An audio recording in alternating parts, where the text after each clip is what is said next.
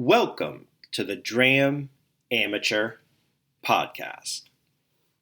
Hey everybody, welcome back. This is Jason and welcome to the Dram Amateur Podcast. Happy to have you today. Thanks for listening. Start off with, you can find me on Instagram at @dram_amateur. You'll see my tag. My name is Dramature, short for Dram Amateur. Trying to get clever, obviously. You can also find me on Facebook if you're into those kind of things. Facebook, you can find me under the Dram Amateur Podcast. But again, thanks so much for listening. Very much appreciate it. In this episode is episode 8, by the way. Super excited. We're almost at a pretty high point to episode 10, which I think will be a pretty monumental accomplishment. So pretty excited about that. But in this episode today, we're going to talk about the encounter. And we're going to talk about the head-to-head competition. So get started today. It's finally kind of hitting fall in North Georgia. As you guys know, I live in the North Georgia area. I'm pretty excited that it is about 84 degrees outside today with very little humidity. And there's a cool breeze, actually. So, man, I'm super, super stoked about that. I am sick and freaking tired of fall, or I'm sorry, of summer. I'm ready for fall. My wife sent me a video on Instagram the other day with some guy going, "I'm a 70-degree slut." Yep, that's me. So I'm pretty excited about that. Also. Football season started last night. This is Friday the 8th. I'm happy to say that fantasy football season and football season started last night.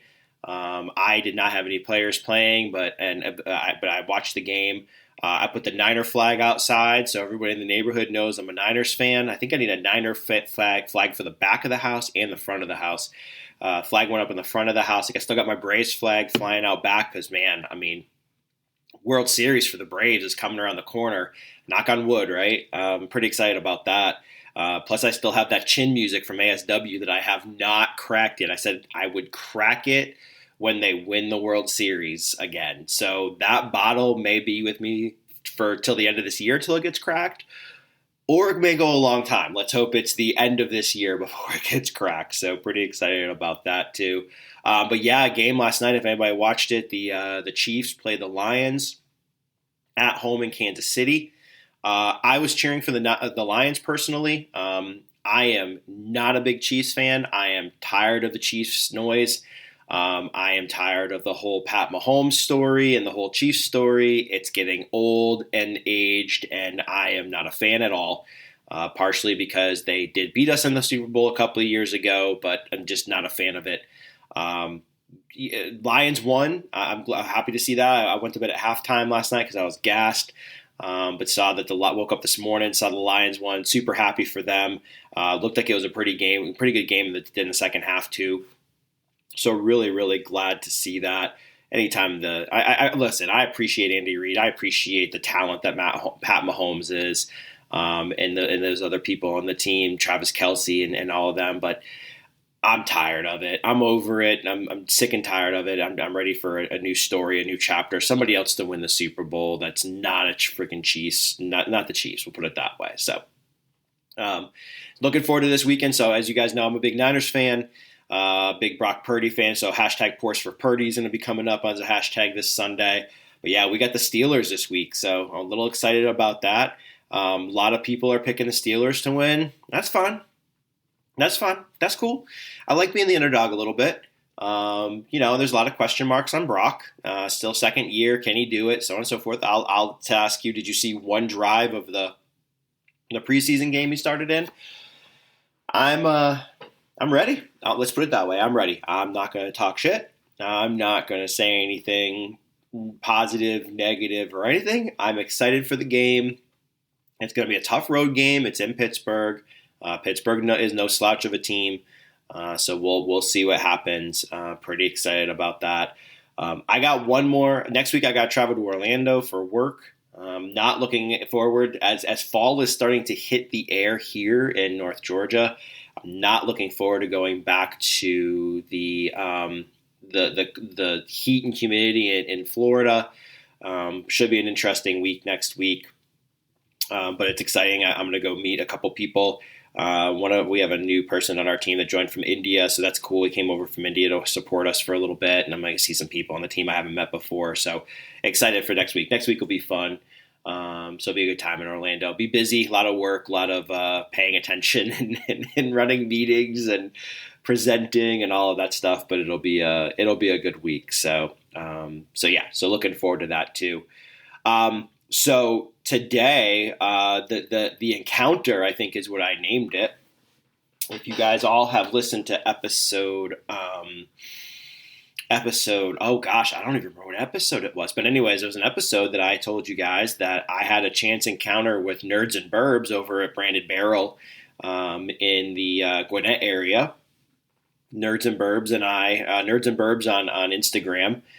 Go follow them if you don't already. But Nerds and Burbs and I were in the same store, same aisle, texting each other on Instagram throughout the day as I was going on a bourbon hunt, or just a hunt. I ended up buying I bought tequila. What did I buy that day? I don't remember. Tequila, rum, maybe? I bought a couple things. I think I don't know. I bought tequila that day. I remember that. But anyway, we met each other. We quote unquote met each other. We were in the same aisle, walked past each other, did not know that we were who we were, and didn't know that until we left the store. So that's pretty funny. Go back and listen to that episode to see how it all played out. But I finally got to meet the man, the myth, the legend, Nerds and Burbs, which was really cool. So fun story of my stupidity. And this is a lesson learned in not multitasking. I was working one day, and my buddy Pints, Pipes, and Drams, follow him on Instagram. He reached out and asked a question on Facebook Messenger and said, "Hey, would anybody be interested in this is the text, a W12?" I was like, hell yeah. I mean, what are we talking? I mean, I've been looking for one. I've been looking for that bottle. What are we talking? He's like $150, and I think I had to buy a bottle of Wheatley vodka for, I don't know, whatever it was, $20. It was like $170. And I'm like, you know what? That's a pretty good freaking price. I've seen it online for more than that.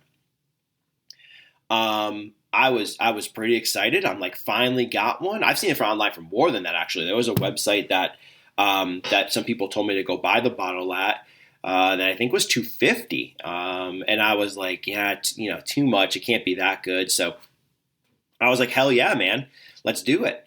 So, he grabbed it for me, picked it up, said, hey, this is what you owe me. Send him the money. All good to go.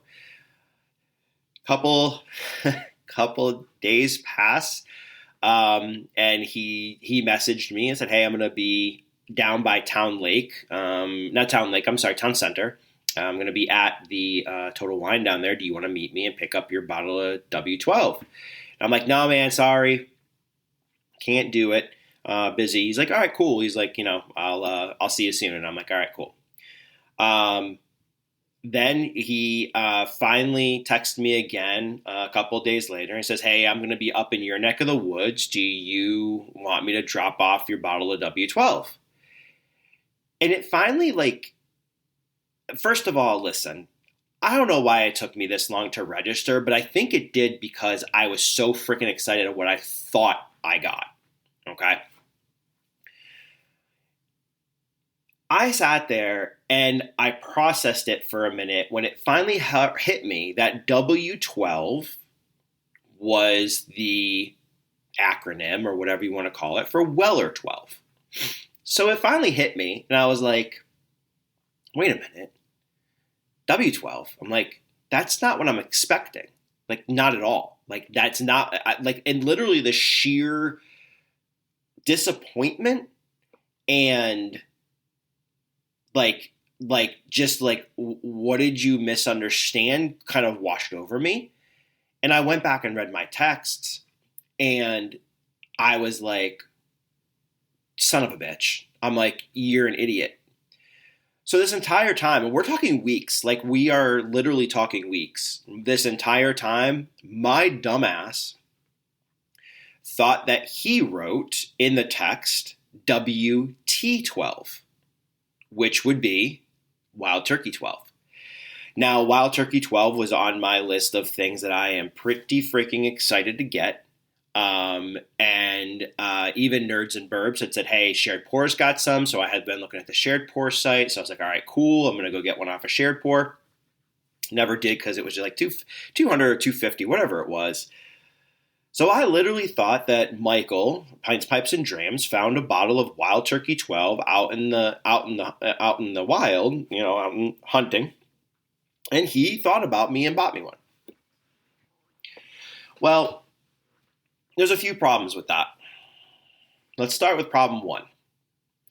I know it's an international release, yet my dumbass thought that it would be on a store shelf here in Georgia. Not smart, right? I mean, maybe I don't know if I didn't think about that or I did, and maybe I thought, well, maybe the store bought a case and they're reselling it, whatever, right? Or the distributor got their hands on one, or I don't know. I just didn't think. Again, I didn't think about it. This is what happens when you multitask. When you're in a meeting at work, and instead of paying attention to the meeting and being focused on that, you're answering your damn phone about texts about W12, thinking it's Wild Turkey 12, and jumping on it because you're so damn excited and you don't want them to leave the store and you want them to purchase it.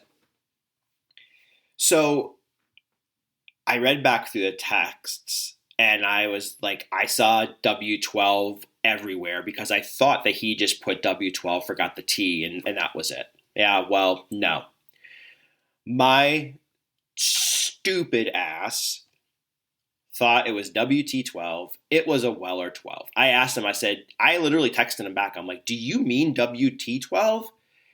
He's like, no, Weller 12. And I, again, the sheer disappointment, I'm not even kidding you. I was hands down disappointed for two reasons. One, I am not a fan of Weller 12. In any way, shape, and form. Not even in the slightest. I've had it before. I don't like it. From everything I've had on the Weller lineup, besides the antique collection, I would say that I am a 107 fan, then a foolproof fan, then a single barrel fan. Now, again, single barrels, we all know they vary, but the one single barrel I had was really good. Single barrel fan. And then probably, I don't know, man, CYPB was a letdown, and so was Weller 12 is just a joke. And Special Reserve, I have a bottle and I haven't even cracked it. But it's fine. I probably need to crack it just to try it again. But anyway, so Weller 12 is way down the list. There is not an ounce of me that wants to even have a Weller 12 in my collection.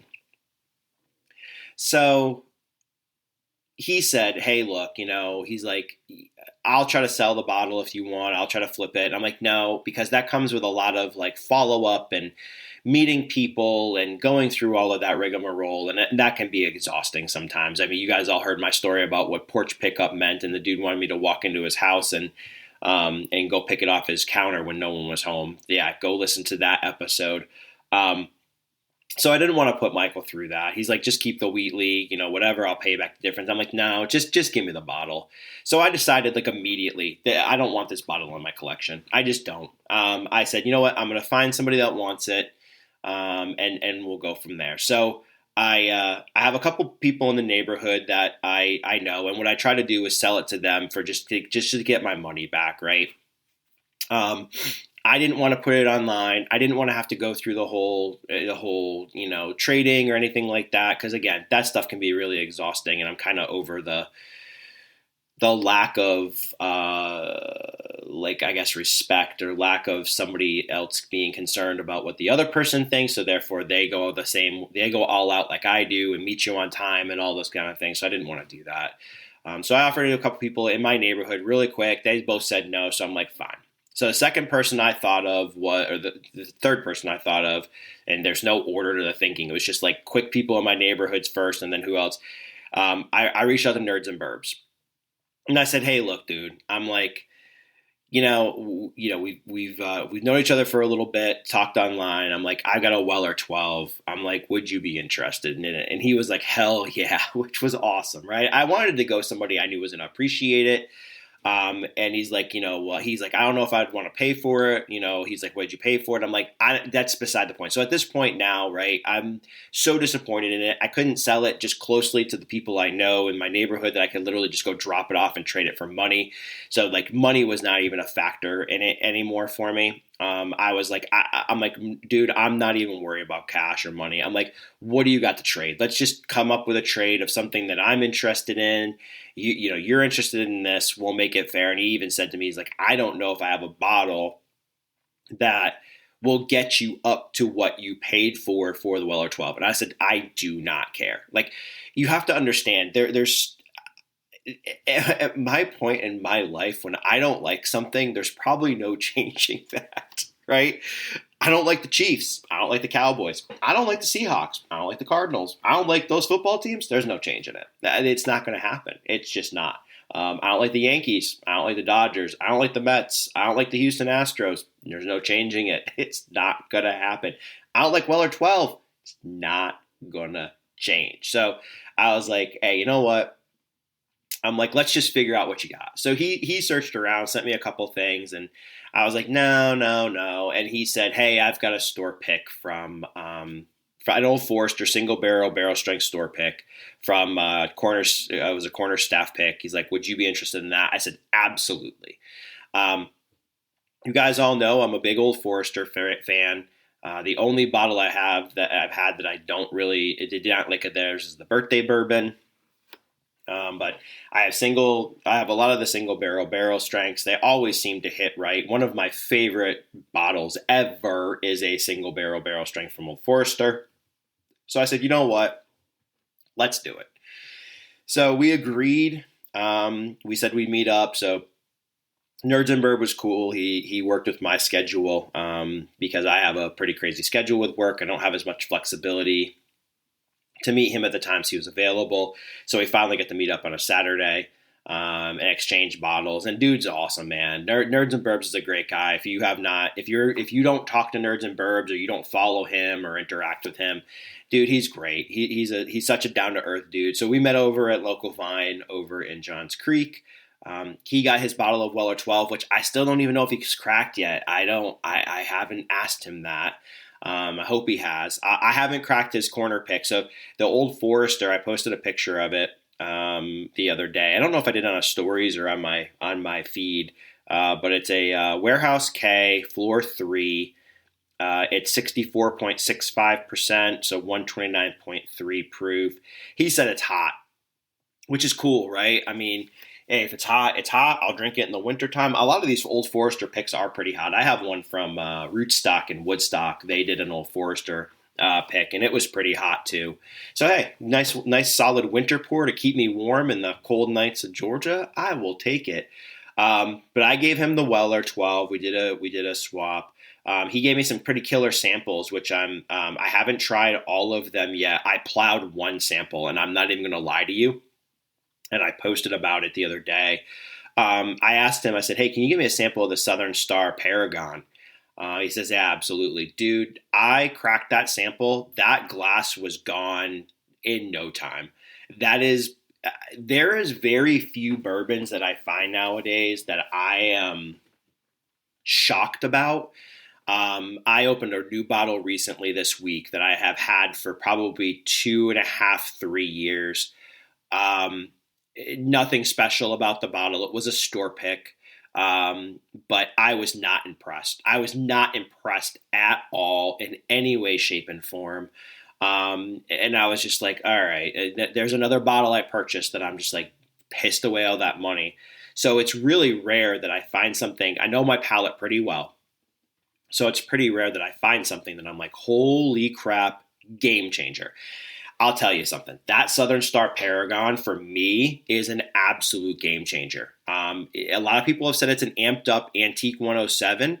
I agree. I actually would love to do a blind with an Antique 107, that and maybe another Weeder, just to have a couple different a couple different pours, but that thing's killer. I am like I have to go. I know there's bottles around. I need to go find a Southern Star Paragon. So Southern Star, whatever you're doing, keep doing it. It's really, really good. He also gave me a sample of the Rye 3 cigar series, which I haven't tried. Michael, Pines, Pipes, and Drams, and Jordan, Woodstock Whiskey Society, popped over on Labor Day, which was really cool. They tried that. He gave me a sample of the 4-Gate Kelvin Collab 5, which I'm excited about because I have the Kelvin Collab 2. I told him, I said, I'll get you a pour of the Kelvin Collab 2 so you can compare. But I love the Kelvin Collab 2. I'm slow rolling it. But I'm excited to try that one. Got me a bottle of the Rare Character Amburana finish. I am not a fan of Amburana. But he said this one's pretty good. I didn't even know it was Amburana, but it'd be cool because I want to try a different Amburana. I think it's good to do that. He also got me a sample of the Found North Batch 6, which I've only seen one Found North bottle that was in Florida. I did not buy it. I didn't know much about it. So it's cool to have a Found North. And then he got me a mystery sample, which I have not even looked at or had yet. So, but excited about that. So, man, cheers to you, Nerds and Burbs. Appreciate it. But dude, like I said, down to earth guy. We hung out. We went in local Vine, shopped around a little bit. I bought a bottle of the Siembra Valles high proof Blanco. It was like $56, man. You cannot beat that for that bottle. So we walked around, talked, and stuff like that. Great guy, definitely a great guy. I'm so glad I got to meet him. I'm glad I got to exchange some samples with him as well. So cheers to you, Nerds and Burbs, man. Appreciate you for the trade. Got that crappy ass Weller 12 out of my house, and yeah, got to enjoy some things. So I got some samples to enjoy. So, and I got a nice old Forester to enjoy. So. Excited about that.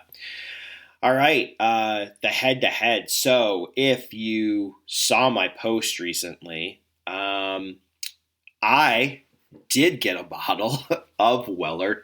I'm sorry. Oh, my God. I just said Weller. Holy crap. I did get a bottle of Wild Turkey 12. So a couple weeks ago, my friend Jordan reached out and said, hey, I can get a case of Wild Turkey 12. Who wants what? Jumped on it in a heartbeat. I was like, the time finally came. Like, I don't have to have this crappy Weller 12 in my house anymore. I can actually get a Wild Turkey 12. Time actually came, and I told him, I said, I'll take 2 out of the 6. So Jordan ended up dropping them off at my house the other day. I think it was Saturday. He dropped them off at my house when I was going to meet Nerds and Burbs. So shout out to Jordan for the drop off. But cracked into it on Labor Day. I'll tell you a little bit more of that story in another episode, but cracked into it, and it's delicious. I think I realized how much of a fanboy I am for Wild Turkey. As much as I love Old Forester, there have been some ones I don't like. And the same thing with Wild Turkey, though. I have to say that. There is a Kentucky Spirit, which is supposedly just single barrel 101s. Wild Turkey 101 single barrel, and I have a bottle of Kentucky Spirit, and it's absolutely not good at all. The funny thing is I've tried another bottle of the Kentucky Spirit at a bar, and it was actually pretty good. So I don't know if mine's just off profile or what it is. So what I decided to do last night, my buddy Jordan kept on saying, has anybody compared the Wild Turkey to Rare Breed yet? Anybody compared the Wild Turkey to Rare Breed yet? And I was like, no. Well, last night I sat down for the football game. I said, you know what? I'm going to crack open I'm going to crack them all open. I'm doing one out. I'm doing pours, and we're going to do blind. So what I did was I went ahead and did Wild Turkey 101. I did Wild Turkey Rare Breed, and I did the Wild Turkey 12. So my wife, I told her, I said, here's all the glasses, pour them in there, give me a 2-ounce sample, whatever. Make it completely blind, shuffle the bottles afterwards, even on the table, so I don't know what you poured, and got them. So I spent a little time last night going through them. I could tell pretty immediately just by the glass which one was the Wild Turkey 101. So Wild Turkey 101 is supposed to be a blend of 5 to 7 year old wild turkey blended together to produce the product. So very excited to have it. It's one of my favorite pours. I absolutely love it. It's something that I always reach for. So if I'm ever at a bar, um, I will first, if I can't find anything, I'll look for wild turkey. So like if I can't find anything that I want to try, I will first look for wild turkey. And then if they don't, then I don't know. I'll just drink whatever. But anyway, so Wild Turkey 101, blend of 5 to 7 year bourbons. Great stuff, man. That you want a daily pour for a fantastic price if you're not a bourbon guy. This is the jam. Like literally, this is the jam. I always heard a rumor that the old label with the turkey on it is a different, like the juice is different in it. I think I mentioned that in one of my other podcasts. Um, I'll be honest with you, this was a little nuttier last night when I opened it, but I think I always remember every single time I first crack a bottle of Wild Turkey 101, it's always a little nuttier to start. But it's good. Listen, it opens up. That's the thing about Wild Turkey 101. The first pour is always the worst pour, but then, and it's not even worst. I'm just saying it's just not the best pour out of the bottle. The more air these bottles get in them, I think they're better. I'll be honest with you too, Wild Turkey. I am not a fan of the new bottles. I'm a fan of the shape of the bottle. The embossed turkey should be on another bottle, which it is, which I'll cover here in a minute. But I like the old label, man, with the turkey on it. It's kind of classic, man. I mean, I actually found a bottle of it somewhere, and I bought a bottle at Max's over in Johns Creek just a little bit ago. But man, I like that bottle a lot.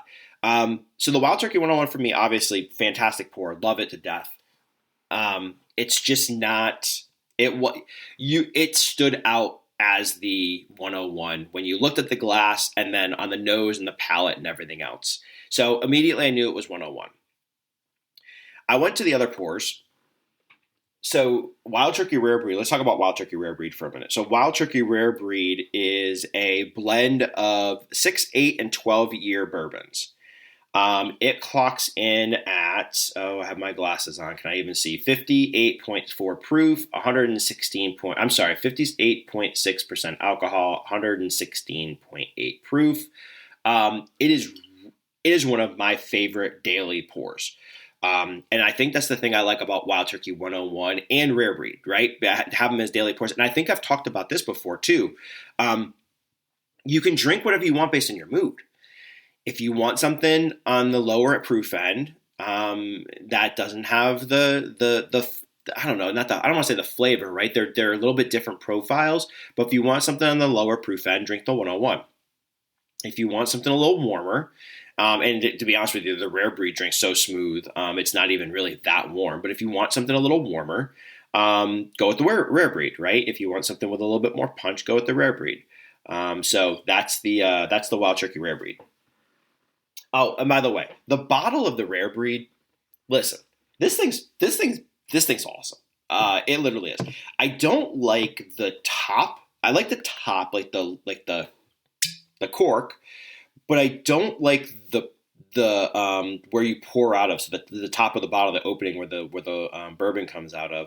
I don't know. It looks weird. It's like tapered down. I don't know. And the cork's so small, I can't reuse this cork anywhere except other Rare Breeds. But man, great stuff. I mean, props to you guys, Wild Turkey. The other one, man. All right, so listen, let's talk about some things, okay? First of all, this Wild Turkey 12 packaging is phenomenal. I got this in and I was like, holy cow. The purplish blue, I think it's purplish blue. I don't have my light on in my office. But the purplish blue box, got like a velvety feel to it, almost like a barrel. It's got like a barrel print on it, like the outside of a wood on the barrel. The gold turkey on the front, the gold Wild Turkey aged 12 years. all that stuff. It's awesome. It's only 700 milliliters, so you're only getting 700 milliliter. It is 101 proof, so it's just 101, 12-year-old 101. But it's awesome. The back of it is really nice. There's a story on the back with the tasting notes and everything as well. When you open the box, man, I'll tell you what. It's like there's orange on the inside, and it's like this it's not velvety, but it's more like smooth, and it looks like a charred barrel on the inside. So like imagine a charred barrel on the inside, a whiskey barrel, but then imagine it just being like this metallic orange. And man, I mean, there's a story on the inside too from Jimmy Russell. I'll be honest with you, I haven't read it yet, but I'm kind of like just glancing over it now, and it's amazing. Now, the bottle is the 101 bottle, but it's the same 101 bottle. Ooh, I just hit the mic. God, you guys probably all heard that. I hit it with the box, with the embossed turkey on it. This is the bottle that this should be on. I have to say that it's cool that the 101s are the same, right? The 12 and just the 101, the same bottle, just different labeling. And the bottle's got like a light yellow or a light tan, maybe off-white sticker with purple and gold lettering. Done really nice, strip across the top, same kind of color. But the bottle's got the embossed turkey on it. So I don't know. I kind of almost think that like this is such a special bottle. It's limited release. It's only available in Japan, if I'm not mistaken. But yeah, I almost wish that they would keep the embossed turkey for the 12 and do something else for the 101. But then on the flip side, as I'm talking through this, it's kind of cool that the bottle's the same between the 12-year-old 101 and the regular 101. So, okay, I'm going either way. But yeah, so it's a 700. It's awesome. The case that it sits in, so like the part of the box where the bottle sits in is all velvet. It's like cushioned. It's like a coffin. I mean, like a coffin to hold your bourbon in one place. It's absolutely freaking phenomenal. The packaging on this is great. So props to you, Wild Turkey, for doing a great job with packaging. The other cool thing too, I'm a nerd for stuff like this. On the bottom, there is the sticker on the bottom is all in Japanese, which is the coolest. I'm sorry, I geek about stuff like this. I have bottles of rum that have like the tax stamps from Jamaica on it. I think I have another bottle of rum that has a tax stamp from somewhere else. But dude, it's so cool. I geek about stuff like that. I'm just really kind of nerdy about stuff like that, but that was pretty cool. I think one of my favorite pieces is at the very, very top of the box, there's just the turkey itself. Just kind of hanging out, top of the box, just chilling. So that's pretty cool. I think Wild Turkey needs to make a turkey topper that you can pour out of the turkey's mouth. I mean, come on, man. Come on, Wild Turkey. That would be so cool. On a bottle of Weller, or Weller 12. My God, why did I say it again? That freaking bottle's going to haunt my life forever. Wild Turkey 12, man. Can you imagine putting the turkey stopper in there and pouring out of the turkey's mouth? That's badass, man. Come on, Wild Turkey. So anyway, so we already know the 101's out, third place, right? So this was hard.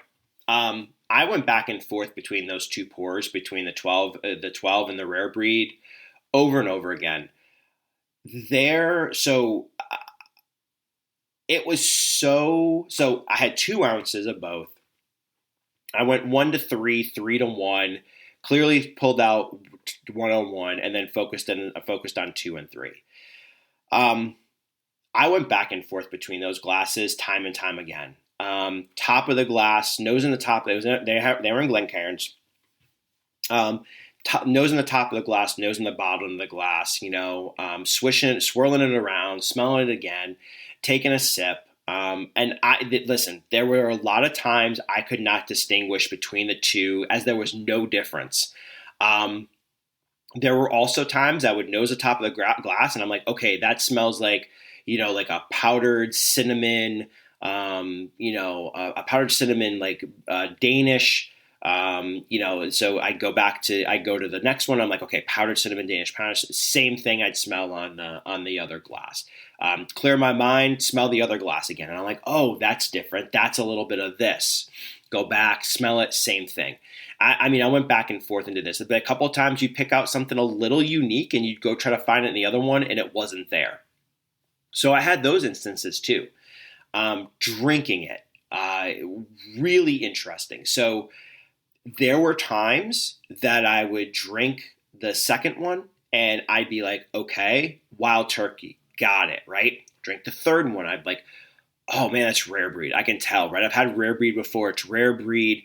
It's straightforward, blah, blah, blah. Go back to the second one, drink it and go, oh, okay. There's not much there right now, right? So there was a lot there the first one. There's not much there now. I said, okay, cool. I'm going back to the third. Drank it, and I was like, whoa, there's no way this is rare breed. I'm like, what's that like creamy, sugary note on it? And I was like, what the hell is that, man? It's so rich and so complex. So I went back and forth forever on 2 ounces of each and finally decided I struggled. Like I really, really, really, really struggled. So I looked at my wife and I'm like, all right. I'm like, clearly number one is 101. And she's like, yep, you're right. And I'm like, all right. I'm like, second one's rare breed. Third one, wild turkey 12. And the reason I did this is because the Wild Turkey 12 had a couple times when I went, what I thought was the Wild Turkey 12, I just gave it away. That third pour had this complexity to it a few times. I got a little bit on the second sample, but I got it more often on the third. And what I thought with that is it was like a richness that I wouldn't expect to get from a blend, but I would expect to get from something 12 years old, right? And I look back on it now and I'm like, I should have thought about it on a proof level because the rare breed's proofier. But she's like, no, you're wrong. The rare breed's number 3 and the Wild Turkey 12 is number 2. I was blown away. I was a little bit surprised. And I was like, okay, I'm not going to say like which one I liked more or whatever. Let me go get another like 1 ounce sample of both. So I got another 1 ounce sample of both. Both bottles have been open for a while, so I wasn't worried about that. The rare breed actually has a little bit more air in it. Maybe that has something to do with it. Who the hell knows, right? But I went back and got a sample of both, and I sat down and I just let them go. Like I cleared my palate out, drank some water, chilled out for a little bit, and then went back to them. It was the same experience. Nothing changed for me. You'd have one and then the other, and you'd be like, oh, I like that one, I like that one. And of course, I knew what they were this time, right? But I was reminiscing and thinking back to the tastings that I had just done, and reflecting back on what I tasted, what I smelled, and all that kind of stuff. The noses were really, really similar. I really struggled to find any difference between the noses. I'll be completely honest with you. Again, I am a dram amateur, so maybe there is something that somebody picks out. Maybe somebody picks out some Madagascar wood from the 13th fall of the year 1998. I don't know, but for me, I couldn't find it. And I don't know why I always go to Madagascar when I think of these things. It's so stupid. But anyway, noses were great, right? Typical Wild Turkey for me, loved it. But same thing, right? Palates were both great. I loved both of them. I kept going back and forth between the 2 extra pours I did, trying to find similarities, differences, the whole 9 yards. And I'll be honest with you, I got done and I sat back and I'm like, I got my choice. And she's like, well, what do you think? You tasted them all. What do you think? I'm like, rare breed. No one's going to believe that. I posted about the head-to-head. Some people put their thoughts out there.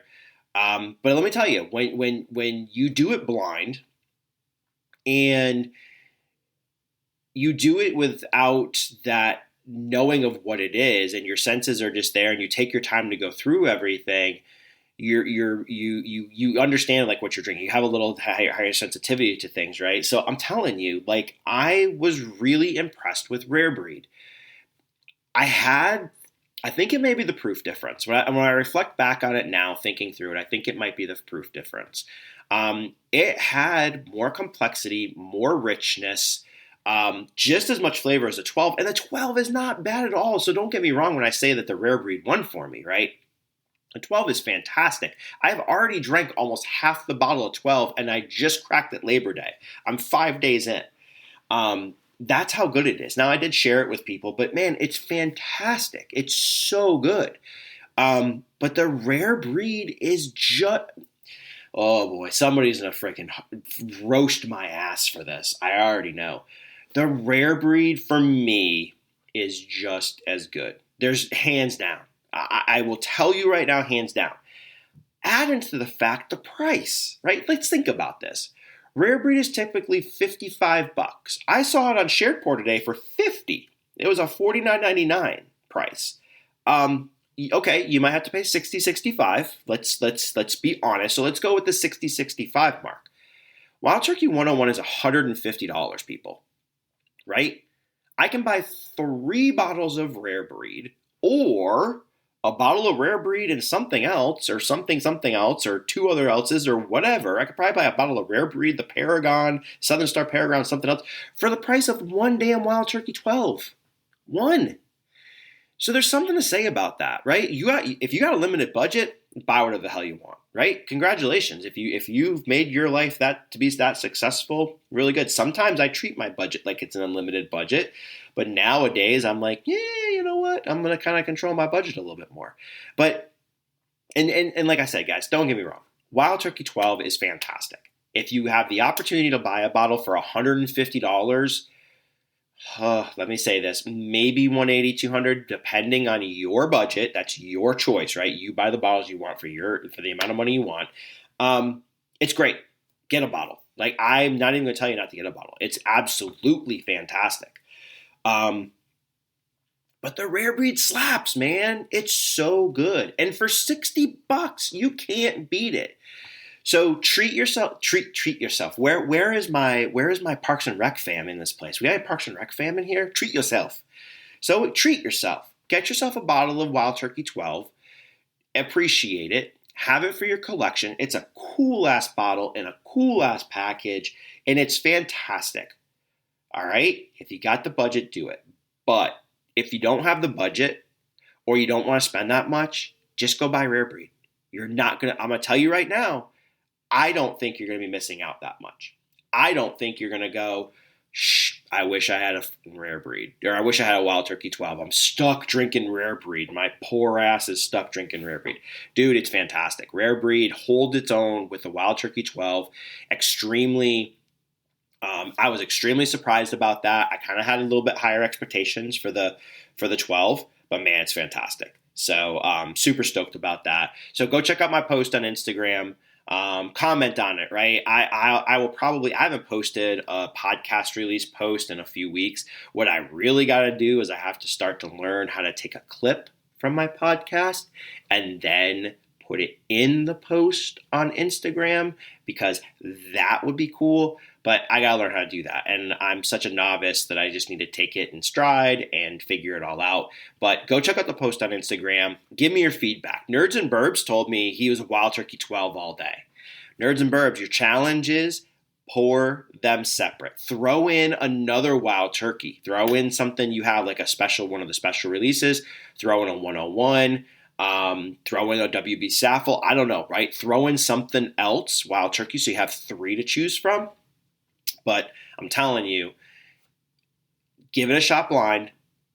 I promise you, I won't promise you. I would be shocked if you're not as surprised as I am that how close they are, and how good they both are. That's really the end of it, is just that they're that good. So, but yeah, great experience doing that.